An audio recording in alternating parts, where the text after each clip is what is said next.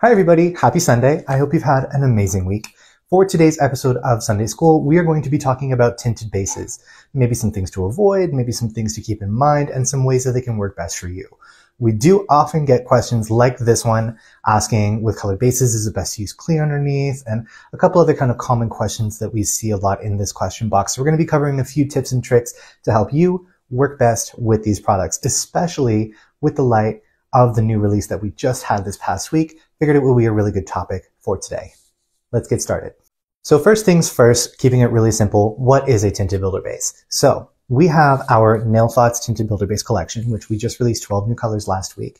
Basically what this product is a 3-in-1 product. So this is a base gel, it is a tint of color, and it's also a builder base. This is a semi-hard builder base. So you can use these products to build structure on a natural nail, to give you a little bit of volume, to give the nail more support. But the fact that it is a base and a color all in one saves you a lot of time, and it kind of makes your service a little bit more efficient and makes your life a little bit easier. You can get very specific, very clean applications with these without having to worry about building up extra coats of color over top that may affect your shaping. This one I'm showing you, in case you're wondering, is NTB24 Baby Cakes. Really beautiful, natural kind of peachy tone. One that just came out last week, and I think one of my new favorites. So let's talk about that main question. Should you be applying a clear base before applying your structure with a tinted base? And the answer really is kind of technically no, because these are base compatible. So they are actually bases. So you can apply them straight to the natural nail. Technically, you don't need to put anything underneath these, though some people do prefer to. Like myself personally, I live in a very dry environment, so I need a lot of adhesion and rubber flexibility. So I like to place a thin coat of Mega Stick base underneath my tinted builder bases solely for the adhesion. That's really what I'm going for. I'm not doing it in order to have a clear coat to file back down to, which I think might be the question that you're asking here. It's more for the adhesion for me. If you have clients that like to switch it up, they like to change their base colors, they don't like to be staying in the same kind of box forever, putting a coat of something like the Nail Thoughts Builder Clear down before going ahead and doing your tinted builder is not a problem. It's not going to affect anything. It's not going to change the efficacy of the product, especially because this is the same formulation as your tinted builder base, just with no pigment. So that in the future, when they come back and they say, I don't want baby cakes anymore, I want to go to mauve base or mocha base or whatever else they want to do, you have that clear builder base underneath that you can file back down to and then just rebalance with your brand new color, and it's like it never happened. Now, that being said, there are exceptions to every rule, right? So we need to understand that because these are tinted builder bases and they are meant to be applied with structure, so they're meant to be applied thicker, in order for them to cure properly, they can't be very densely pigmented because that light would never penetrate that much gel to properly cure your overlay. So all of these colors are at the very most translucent. They have color payoff. When you build them, you get a nice kind of opacity out of a lot of the colors, except for the new collection, they're more sheer. But when you thin them out, when your clients come back, a lot of the time, if you thin them out enough, the color is going to reduce to a point where if you're going over top of it with something that's kind of similar, you're not really going to see that base color very much. It's going to be concealed by your new overlay. So for instance, if I have a client that's wearing baby cakes, they have a full overlay of baby cakes on, they've had it on, they wear it for 3 weeks, they come back and they say, I don't want to do baby cakes, I want something more solid, I want to do peach base. If we look at peach base, it's a very similar tone. It's a little bit deeper, but I also know that it's very, very close in the kind of color family of baby cakes. I also know that baby cakes is a little more sheer. So if I'm to reduce this color, thin it out, because I'm going to be going over top of it with my peach base. If I thin this out and I go over top of it with peach base, I'm not going to see that baby cakes underneath my peach base because it's very close in the color family. I've reduced the color of the baby cakes underneath, and peach base is opaque enough that it is going to completely conceal that tone underneath. One of the instances where I might put an actual coat of clear before going in with my tinted builders if I'm doing something darker. So like, for instance, we have number 15.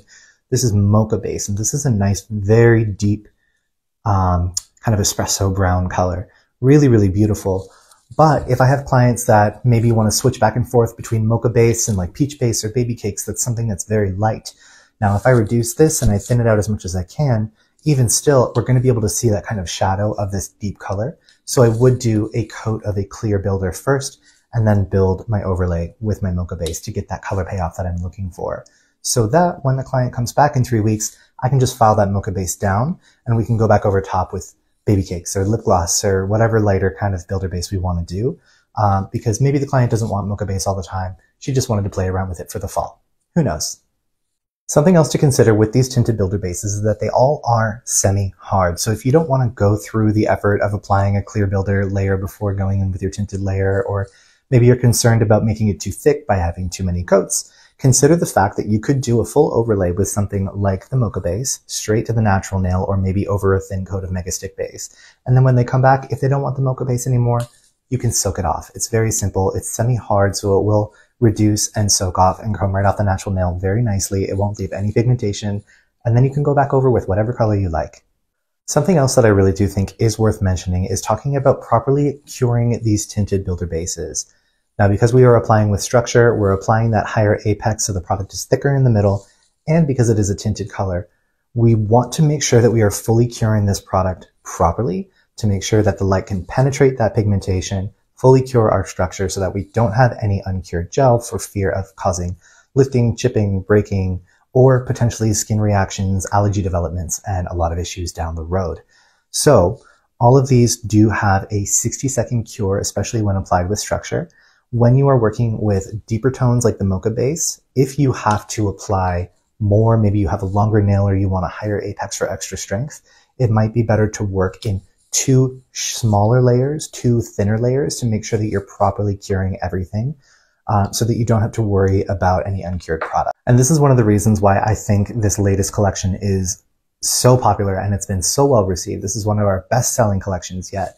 Because they are quite sheer, you can still see the natural nail through them. I think it will put a lot of people's minds at ease because you can really not worry as much about that light not penetrating your color because there's less pigmentation, right? So you don't have to worry about that. I even learned, which Katie taught me and I thought was very interesting, we released 2 very chunky kind of glitter ones. This is Shade Ice, so it's got a lot of really pretty kind of holographic glitter through it. I actually learned that these holographic glitters in these glitter builders reflect that LED light and actually allows your builder gel to cure more readily. How cool is that? Glitter is just changing everything all the time. What else is really cool about this collection is that because they are so sheer, very translucent, very see-through, you can layer these colors. So for instance, you can check out Hilary Dawn Herrera just posted a video where she did, I believe it was lip gloss. I'm pretty sure it was lip gloss, this beautiful kind of see-through pink. And then she did a coat of Juicy Base, which is actually like a lavender kind of jelly. She put a thin coat of this over top of her lip gloss base, and it just made it this like really beautiful pink. Super fun. So you have a lot of different options as well. If you pick up a couple of the more sheer ones, you can layer them over top of other builders and get custom colors that way. Super fun.